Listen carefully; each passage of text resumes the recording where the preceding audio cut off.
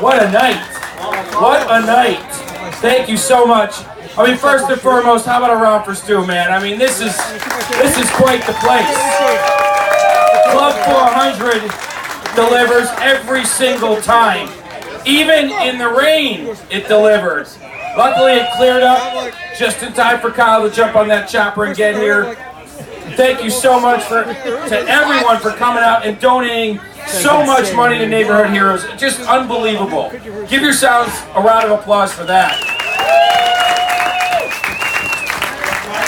So yeah, I cover the Cubs for ESPN 1000, and I write about them and talk about them on the radio and TV. And I know a lot of you people bought my book tonight on Joe Madden. Someday maybe I'll write one on Kyle. He's had a heck of a career, but some of the proceeds will go to Neighborhood Heroes as well. So I want to thank you for purchasing the book, and Kyle, this one's for you. Next, put it on your reading list. Why don't we bring up Kyle, a little Q&A with him? Hey, Kyle! You got it. Stu, we're going to take some questions from the audience at some point. All right. Kyle Schwarber. Now, first and foremost, we were joking in between there, Kyle, in between shots inside. I joked that, there's no game tomorrow, right? So we could hang out a little bit. And he quickly mentioned that I wasn't at the game today, and he's right. I had the weekend off. You guys don't understand what 162 games is like. And I get a few weekends off, but I travel and stuff with the team and all that stuff. But I get days off. These guys don't, except for when the schedule allows it.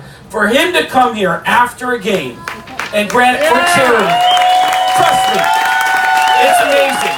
I needed 3 days off before I could come here, and a day off tomorrow. You came here after playing 17 games in a row in unbelievable heat this week and long games. Of course, they were all wins. So, I mean, to come out here, nicely done. For a great cause. Beautiful crowd production. You guys were unbelievable during the pictures and just being able to come out and meet everyone. Thank you guys. Thank you for all the donations that you guys have. We had a lot of great items, so thank you to everyone who donated the items.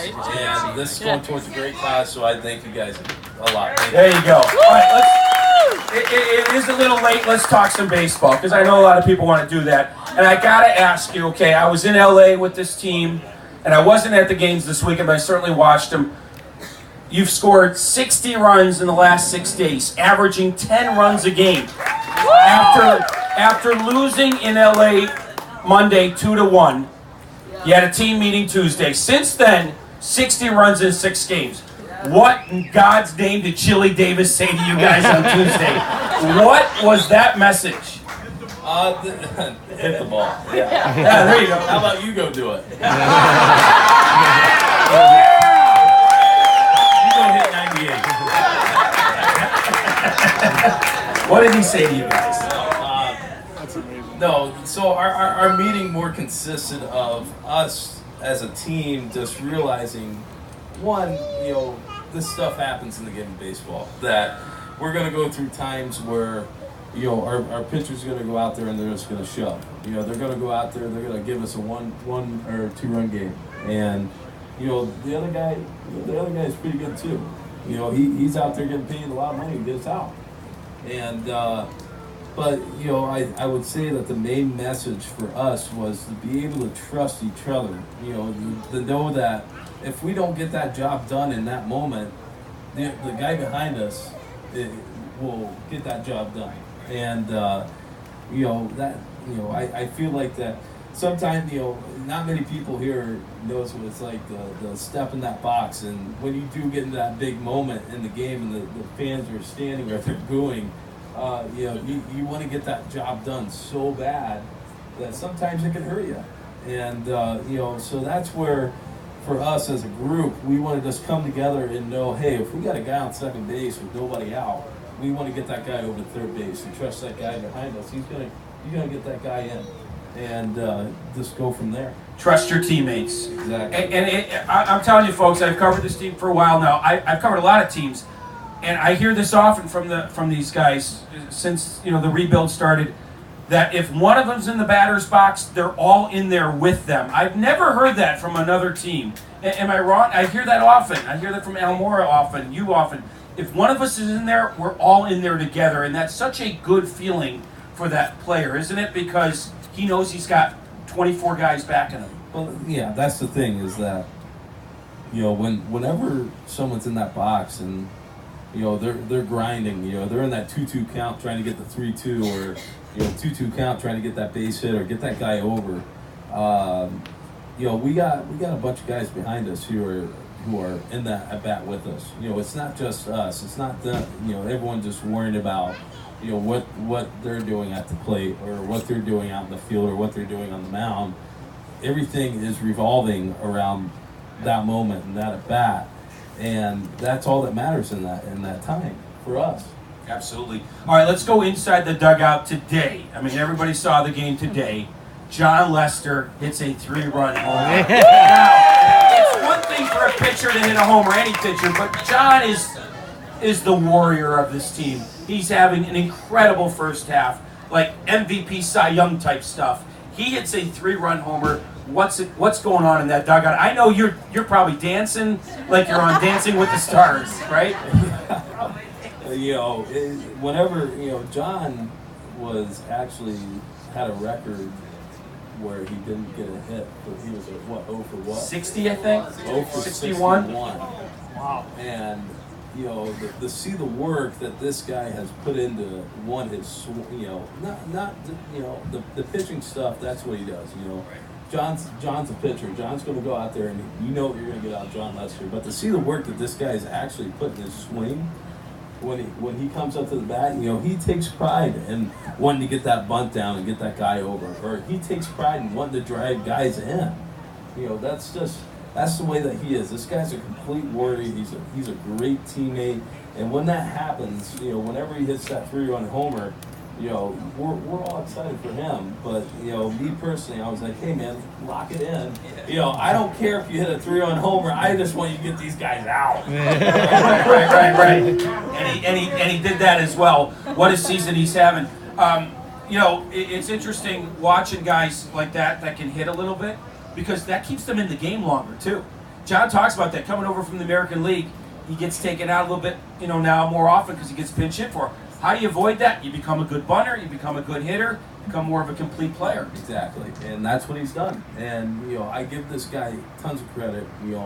One, he's been my mentor since I came to the big leagues. He's the guy who kind of took me under his wing to show me how to be a professional baseball player and how to act in the big leagues, and how to act when things are going right, how to act when things are going wrong, everything in the middle. And just how to be a good person off the field. He has everyone. I don't know if everyone knows in here, but he has a charity for pediatric cancer. So big props to him, and he's one of those reasons too why I wanted to start one of my own charities to give back to everyone. Speaking of Kyle, we'd be remiss. I mean, players usually hate talking about themselves, but I'm going to make them do it. For those of you that may not know, I visited Kyle in December in Tampa Bay when he was working his butt off while the rest of us were getting ready for the holidays. He was working his butt off. I have the videos on my phone. I'll show you later if you want. I mean, I was tired just watching him. And what did he do? He dropped some weight. He got in that cage. And look at the first half he's had. Yeah. Defensively and offensively. I know it's only halfway through. But are you pretty happy with what you did in November, December, January, paying off at least through half the season? Yeah, definitely. Very proud of yourself. Thank you. There you go. She says it, but it's true. Definitely, I'm there all the time, I know. definitely happy with how the defense has worked out. So 7 assists. Yeah, that just being able to get the balls and cut them off, being able to throw some guys out. Just be accurate with some throws. Offensively, I still think that there's a lot more in the tank there. I believe myself as a player and as a person that I still have more in the tank than what I'm doing right now. So for anyone out there, I still work my butt off every day. I'm trying to become a better player. for you guys and for this organization. So, I still think there's still room offensively, but defensively pretty happy. I've never been a baseball player that was satisfied. He's not either. How about that home run he hit? What was that, yesterday? And he almost hit the center field scoreboard? Holy cow. Those are my most favorite home runs of his, when he takes that outside pitch and just demolishes the baseball. I know other people like it when he pulls it, those line drive home runs, but I like the ones that go to center field and just keep on going. So, I know, it's getting late. If you want to get some questions in, Stu, do we have a microphone out? If you want to raise your hand, ask Kyle.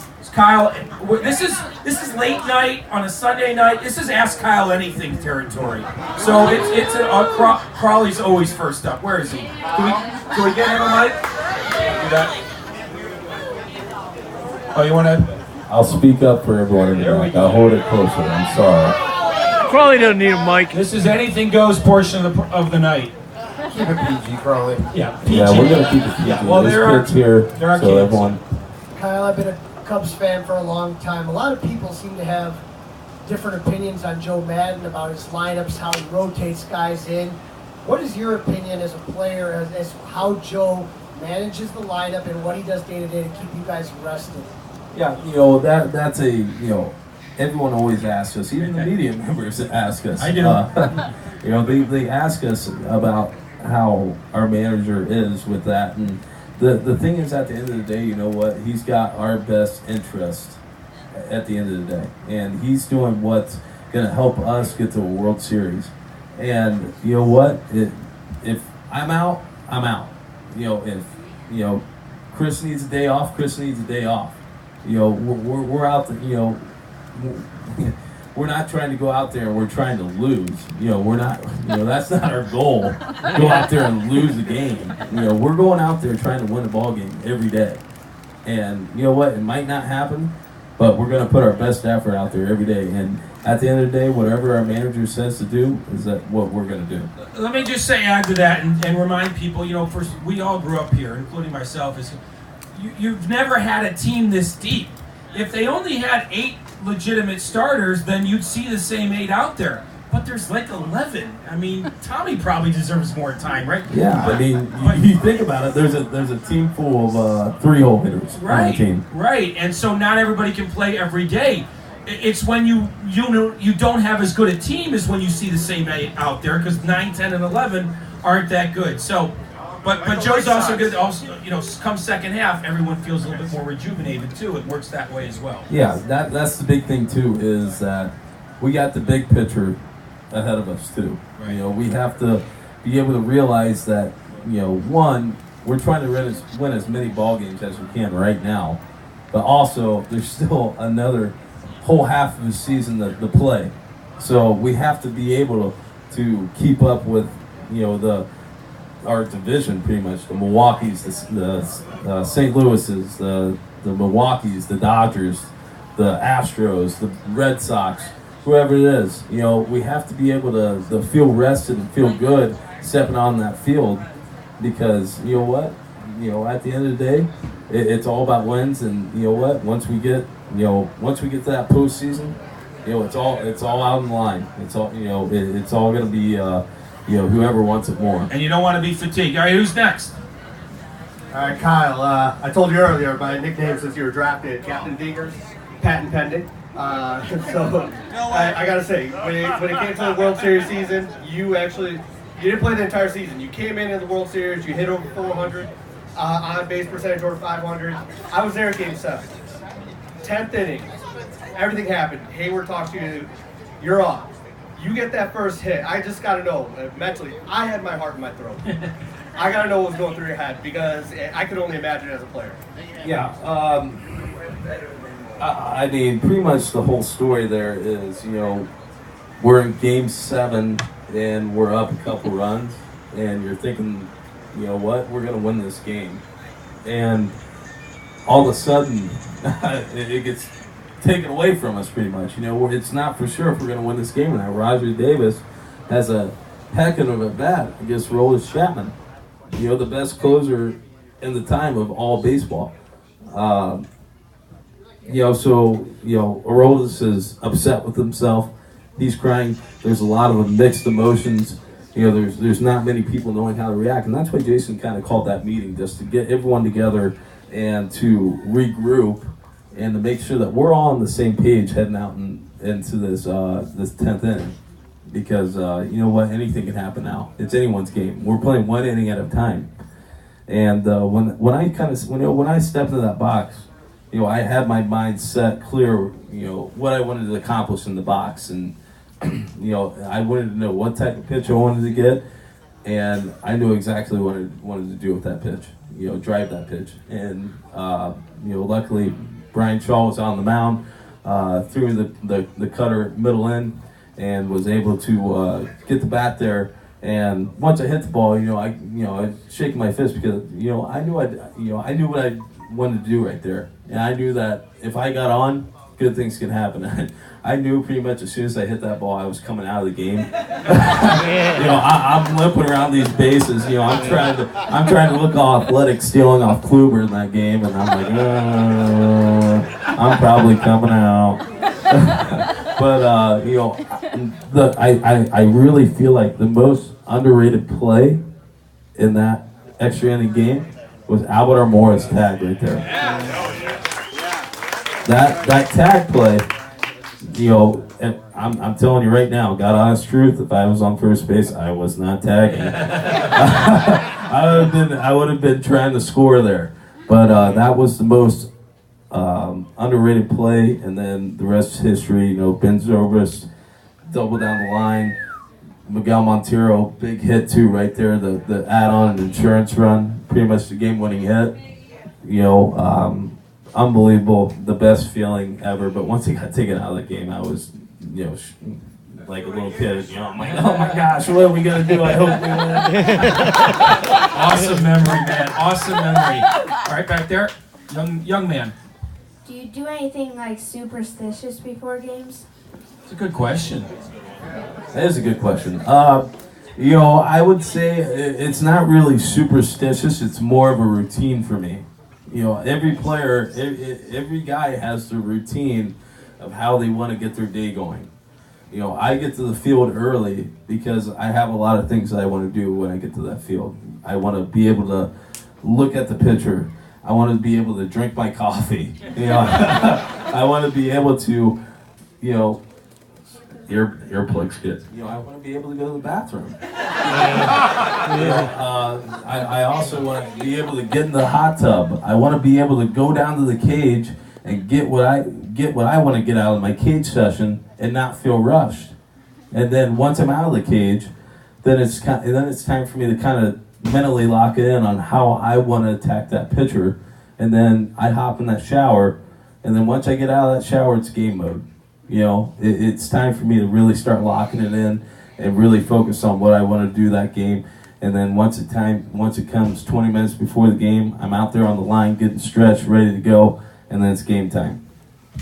And then sometimes I walk up to him beforehand and say, why'd you go 0 for 4 last night? And he just takes him off everything. Exactly. It makes me want to kind of punch him. He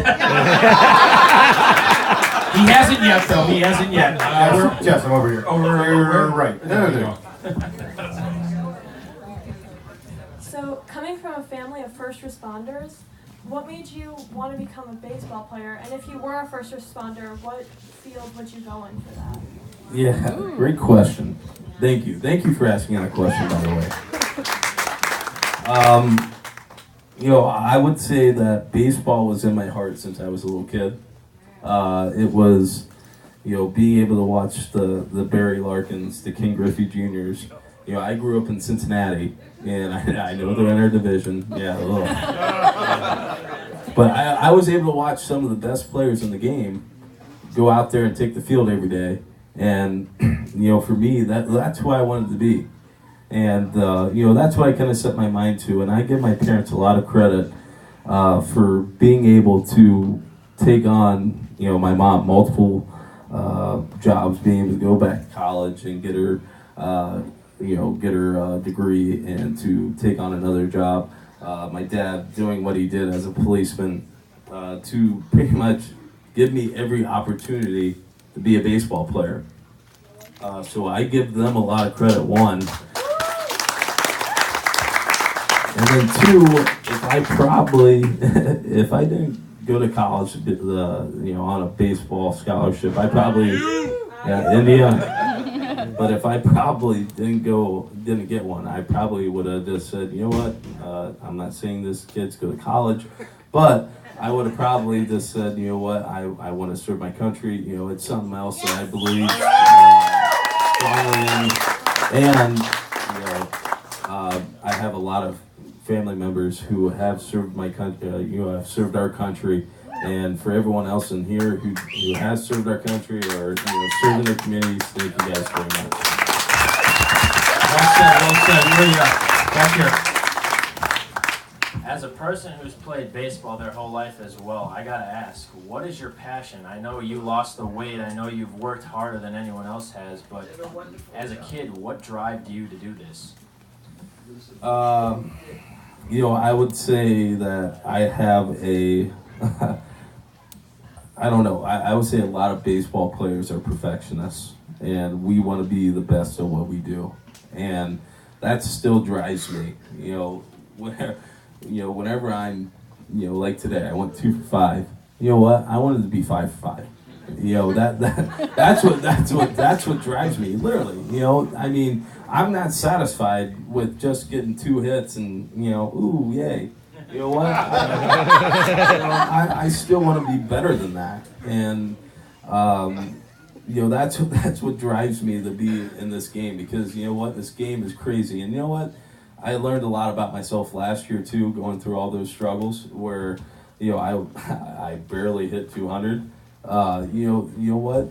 You learn a lot about yourself, because one, that's pretty much the first time I really experienced failure. And you know what? For people in here, and all the young people too, the first time you experience failure in something, your profession, I'm sure there's a lot of adults in here that experience failure in what they've done. It's not a good feeling.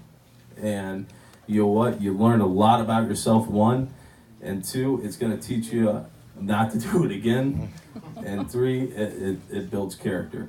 And I would say that that's kind of the biggest thing too, that last year taught me a lot about myself, and I didn't want to make a lot of the same mistakes I did last year. Yes, we're gonna take one more. Okay, one more. How are you feeling after knowing you're going to be able to play in the 2016 World Series after being out 6 months? How did I feel? Excited, nervous, wreck, about every word that you can think of, because one, I never thought it was a possibility, where I would be able to come back and try to help the team win. And two, I give all the credit to my teammates, because they're the ones who got there. And, it was never about me. I did that for them. And I did that for you guys too, because I wanted to try to help win this championship for everyone who's been waiting for 108 years. So, going down to the fall league to be able to rehab, it was, there was a lot of hours spent out there on that field, and at the end of the day, I didn't really know if I was ready or not, and I wasn't the one who was making the decision. And I got that call I got a text from Theo right after my last fall league game that I made the roster, and I was really, really nervous, because I was excited, one, but two, I was nervous because, I didn't even get a legit hit in the fall league in like 2 games. I was like, ooh, oh man, if I face Kluber, I'm ready over 6 with 6 punch outs off the guy. If I don't feel competitive, I'm just gonna, ow, my knee hurts.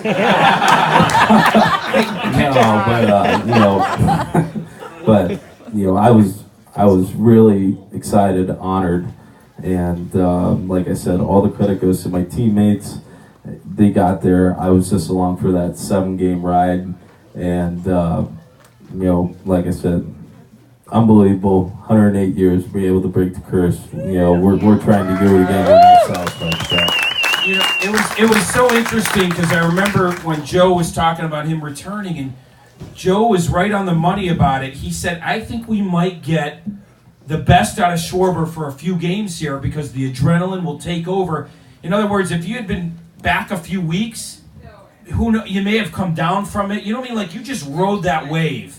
And who knows what it had been a month later, if the knee would have held up, whatever. But it's like, you just grabbed that adrenaline, and it just took you for those 4 games you DH'd or whatever it was. Yeah, there definitely a lot of adrenaline. After my first at bat, I punched out, but I was able to get to a 3-2 count. And I went back, and the good thing about being a DH is that you're able to go back and go look at that at bat and see what you did and where your swing was and everything. And I went back and I looked at that pitch, and I'm like, man, I'm right on that pitch. I was just under it. So if he throws that same pitch again, I'm going to go ahead and waffle this thing. And sure enough, my second at bat, I was able to put one off the fence. Oh yeah, I remember. And when you walked against Andrew Miller, who hadn't walked a lefty in like 2 years or something crazy, I knew you were back. I mean, you had that plate. It was amazing, your plate discipline, considering you hadn't played all year. Like, you knew exactly what was a strike and what wasn't in that moment. It was amazing. Yeah, that was. I would say that was kind of a big focus on what I did down there in Arizona. So the full background story, guys, was that we went out to LA. So we played the first 2 games in Chicago, and then had the off day, and then we were out in LA. So that off day, I went to go see the doctor, and that's when he cleared me.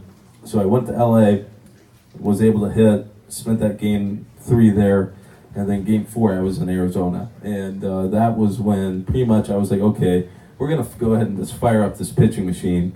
And we're just going to keep firing balls in there. And they're trying to limit my swings. So I'm just going to go ahead in there and just stand in there and, just take mental reps. And I had someone stand behind me. And I would say, hey, I want you to go ahead and move this pitching machine around the strike zone. And I'm going to tell you if it's a strike or a ball. And I want to know your opinion. So we spent probably 3 hours on that a day, just me being able to go out there, stand there, and say strike or ball, and the guy would agree or disagree. Wow, wow! I didn't even know you did that much. Amazing. One more, you said? Yeah, we can keep going. Why not? Why not? No game tomorrow.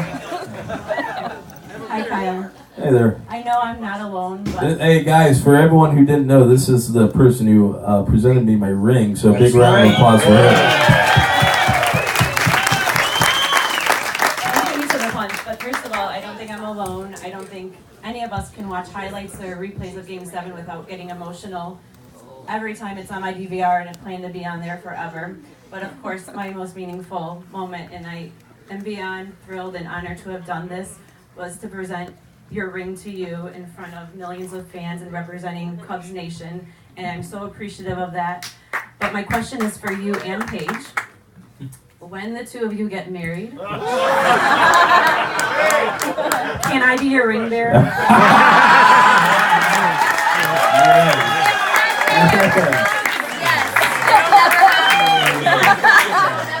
I'll save it. And my girl's a wedding planner, so you covered there as well. Tracy, We're good. You're all set. Oh, boy. You? Jeez. I'll tell you, I'd have quite the story if that was the case. I go live on ESPN with that one. All right, go ahead. Wow. Should I sit down? So I have a 23-year-old daughter and a 26-year-old son, and every time I watch you play, all I think of it like I'm a total mom, and I'm so proud of you and so amazed by your talent and your skill. And what I think every time you are interviewed and any time you're in this such situation is, how do you at your age deal with this kind of adoration and attention and love? Because I'm looking at my kids and I'm thinking, they can't do their own laundry. I don't either. He can do all this. Thanks, Paige. I'm kidding. Not really, but So, I would say one is the upbringing, of my parents, because, I would say, us people from the Midwest, we're raised, the way we're raised, we don't ever think that anything's bigger than us. And, I enjoy this. I enjoy being able to come here and talk to people and see just how much they care about a person who's playing a game. On just because it's on TV, they think we're famous. I mean, hey, you know what? I could easily just be in your shoes, and you could easily be in my shoes. And but seriously, everyone always wants to ask questions about the game of baseball, and I feel like that I owe you guys answers on that, because not many people, you guys are fans of the game. You guys live and die by how we do, pretty much, and literally. And I want to be able to give you guys those answers, and think what goes on through our minds when we're playing this game. And hopefully by the end of this, one, you guys realize the game's not as easy as it looks on TV. But two, that we're always trying to win a game, and we're always trying to do our best, and that we're always trying to satisfy you guys, and that we always want to win a championship. We're not satisfied with coming in second place. We're going to be satisfied when we finish in first place, when we win the NLDS, when we win the NLCS, and then we win on the championship game. Well said. And I think of something Joe says often as well. It's easy to lose a baseball game. Think about it. You just play sloppy. It's easy. It's hard to keep winning. It's hard. It's hard to stay on top. I mean, it's hard to get there like you did in 16, but it's hard to stay on top year after year. That's why when you don't start out so fast, you can't go nuts, because man, it is difficult to win. It's easy to lose. It's hard to keep winning. I mean, even that's coming from someone in the media. I even recognize that. But I think fans need to recognize as well. I mean, it is really hard to win division. Real quick before you answer. Not one division winner from last year is in first place right now. The Dodgers aren't in first. The Nationals aren't in first. It's not easy to keep on winning. And I think, like you said, it looks easy sometimes, but it's not. It's really not. Exactly. That's where, yeah, we want to do it again. But, like you said, it's not easy. It's not easy to keep winning, and it's not like we accept that. It's not like we're in the clubhouse and whoever's pitching, let's say Chris Sale, the best, or we can go whoever's the best in the AL, Kershaw, or in the NL, Kershaw. We're not in the clubhouse going, no, hang with them, boys. You know what? This one might be a tough one. No. We're in there, and you know what? We're like, man, we're going to get this guy. We're going to get this guy for 7. We're going to get this guy for 7. Then we're going to get to their bullpen, and then we're going to put on another 7. And then we're going to go from there. But they actually did that this week. Yeah. They pretty much did that. But in all reality, sometimes it's not going to happen. Right. But that's our mindset going into every game, and I feel like it's good to share to you guys that that's what we plan when we go into a game. We're going in there thinking we're going to get a win out of this game no matter what, but and we're never quitting until the end, boys. And, guys, and I'm going to tell you that we're never quitting. Every time we're getting that late inning spots, and we're putting some guys on base, and we're one swing away from taking the lead. That's what we're about. That's what we're about at the end of the day. Never quit till the end. There you go. Did you have one over here? Okay. I'm probably not worthy. You're probably not worthy, but ask anyway. I just want to thank Stu McVicker for doing everything you do, buddy. There you go. Yes, Stuart! Yeah, big round for Stu, please, because one, I have never been to a charity event like this in my ever. This is a madhouse, one-of-a-kind deal that I am very honored to be a part of, because and I would love to keep this going because the people here are unbelievable. You're unbelievable. It's very professionally run, and I thank you again. Thank you. So, my buddy Stu, anytime you party with Stu, he always nominates a party champion. And Stu is always the party champion, any event. But I want to know who is the party champion on the Chicago Cubs. Now we're getting to the real stuff. That's a good question. Just say myself, right? Yeah. I'm partying with you guys tonight. I don't remember Rizzo doing shots when he was here. I don't remember that. All right. Who's next? All right. Let's go ahead. Let's keep these coming. Yeah. Just curious if any of the other players that been here give you a heads up on what to expect when you got No, you know what? No one gave me a heads up, but you know what? I'm very happy because, like I said, you know what? I'm sick and tired of talking about you guys because all I can say is nice things. You know, I see familiar faces here. My left field gang back here. There you go. You know, everyone else who comes to games. You know, this is, you guys are what give us a job at the end of the day, and we can't thank you guys enough as players, because we're able to be one of the few teams in all of Major League Baseball to have a packed house every night. And you guys don't know.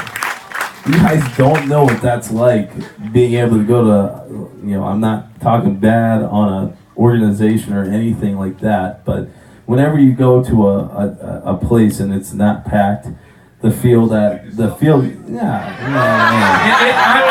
always there. It's like the air comes out of the balloon. It is deflating, and this year's been bad in a few places. I don't want to say either. But when you're able to step on the Wrigley Field, one, the history speaks for itself, but two, when the fans are there and we're packed and we're going, and you guys are so in tune to the ball game, to where you guys know when to stand up and cheer for a big moment, even if it's in the second inning or the first inning. That gets us going. Trust me, that gets us going, and we appreciate that a lot. And there's only a few places that happens. There's not a lot of places in the league that happens, so it's special. One more? Thank you.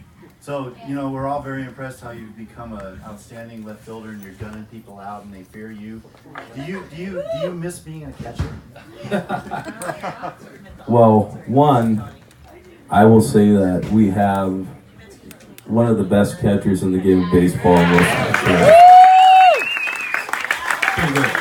the passion, the fuel, the leadership role that he brings behind the plate fuels us all out in the field, because that's what the catcher's position does, is that fuel, you know, if you think about it, everyone in the field is looking at two people, actually three people on the field that are facing you. It's the catcher, the hitter, and the umpire. And you're focused on that guy who's on your team. And he's the guy who keeps us going when he's fueled up, whenever Jason Hayward tosses someone out the plate and he gets fired up and we're all fired up for him. You know, whenever that guy gets a big hit and he's on second base and he's pounding his chest like he's about to cave his chest down. You know, that goes a long ways. And you know, we all have a ton of respect for that guy, for what he does. But two, yes, I do miss catching. I do, because, you know, I was a football player in high school. I loved kind of that dirt, get down to it, grind. But I guess left field's second best. Hey, let me ask you. I mean, now that you've played left field for a few years, we know you've hit homers for your whole life. You haven't played left that long, and now that you're throwing guys, what's that feeling like when you throw out a guy at third or at home? Is it kind of like the same as hitting a home run? No, it's a great feeling, because you know what, you just saved the run. Yeah. You know what, that could be the difference in like today, the 11-10 game, Absolutely or right. the 2-1 game, or the 1-0 game. You know, I feel like that's, you know, with the outfield that we have with Albert, J. Hay, Happer, and Zobrist out there, here we have a lot of athletic people, and we all feed off each other. And Good night, everybody. See you later. Gary. Lights. Stu, did you pay the electricity bill? Gonna sign the night's over? You forgot to pay the electricity bill. Actually, we do have a noise ordinance.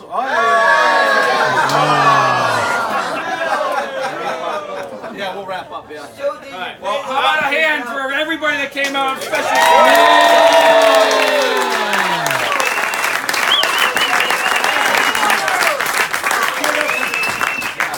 Thank you guys. Hey, Kyle. Hey, the Cubs love you guys. I love you guys. Thank you guys for everything. This was a great event. Big hand for Stu.